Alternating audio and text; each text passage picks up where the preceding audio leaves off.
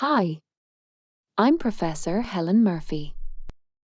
Through all the research we have done as well as our clinical experience, we've learned a lot about using CamAPS FX in pregnancy.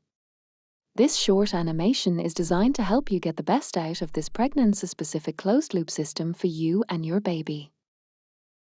There are a few app settings that you should adjust, together with your diabetes team, as your pregnancy progresses. When pregnant, the glucose targets are tightened to reduce the risk of possible pregnancy complications.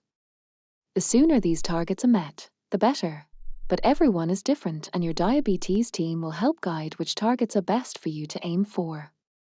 Ideally, the HbA1c target is 42 millimoles per mole or 6%, and the time in range target is adapted to spend more than 70% of time between 63 to 140 milligrams per deciliter. You can change your time in range target by opening the settings menu and going to statistics. The app's personal glucose target controls the level the algorithm is aiming to achieve when auto mode is on. The default target is 104 milligrams per deciliter. You are able to set this target anywhere between 80 and 198 milligrams per deciliter across the 24 hours of the day. In the first trimester, when the risk of hypos is higher, the personal glucose target is commonly set to 99 milligrams per deciliter. In the second and third trimester, the personal glucose target is often lowered to 90 milligrams per deciliter in the daytime. If appropriate, the overnight target might be adjusted from the evening meal or bedtime to waking to 81 milligrams per deciliter. You can change your target in the Settings and Personal Glucose Target menu. The insulin to carbohydrate ratio needs to be reviewed frequently as the pregnancy progresses and insulin resistance increases.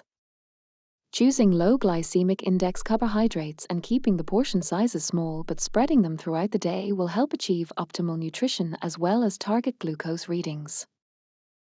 Ideally, insulin should be given at least 10 to 15 minutes before eating. This timing may need to be increased later in pregnancy. Boost is a feature that makes CamAPS FX more responsive to help bring glucose levels back into range more quickly. During pregnancy, we encourage you to use Boost more often.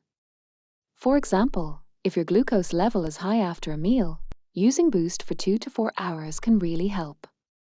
If Boost needs to be used frequently, your insulin to carbohydrate ratios and bolus timing might need to be reviewed.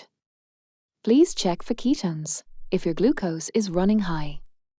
Seek urgent advice from your diabetes team if ketones are present. Please immediately change your infusion tubing, cannula, and reservoir if you are running high and Boost is not bringing glucose levels down. As the pregnancy progresses, you may need to change your infusion set and reservoir more regularly, possibly every 1 to 2 days, to ensure that you are absorbing the insulin properly. When away from home, please don't forget to pack your bag with plenty of spare infusion sets, reservoirs, sensors, blood glucose, and ketone testing equipment as well as insulin pens and vials. Body weight contributes towards helping CamAPS FX manage post-meal glucose levels. We recommend that body weight is updated about every 4 weeks in the Settings and Change Weight menu. When CamAPS FX is not working, such as when the sensor is warming up, the app screen will go orange and the pump will resume delivering the pre-programmed basal rate. We recommend that the pump basal settings are updated about every 4 weeks on the pump as your insulin needs increase throughout your pregnancy. You may also like to think about what alerts you set in the app to help you respond to highs and lows at the different stages of your pregnancy. Please speak with your diabetes team about what alerts are right for you. You can share your diabetes data with your healthcare team as well as loved ones in a few different ways in the Share menu.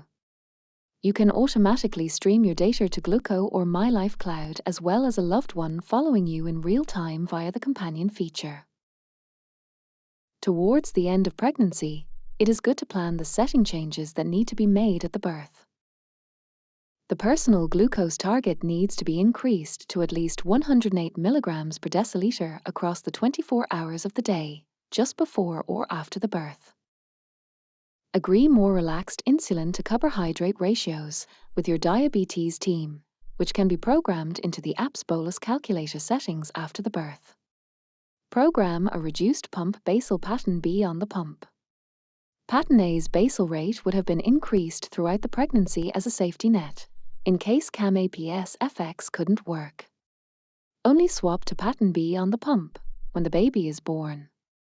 All these changes should be written down in your medical notes, and you should also have a copy. During the birth, CamAPS FX can continue to manage insulin delivery, if agreed with your healthcare team. If a C-section is planned, please make sure you place your cannula and sensor away from your stomach.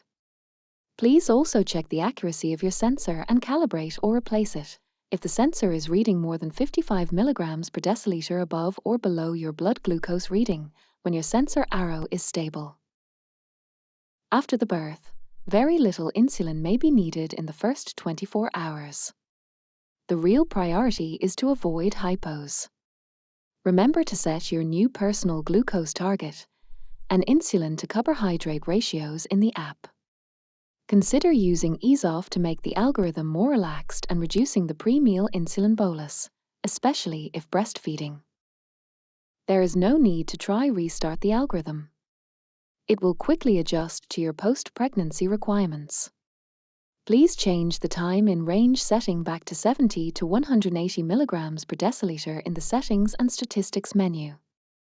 Our research results showed that those women using CamAPS FX at 6 months after the birth were achieving 70% time in range, even while caring for a newborn.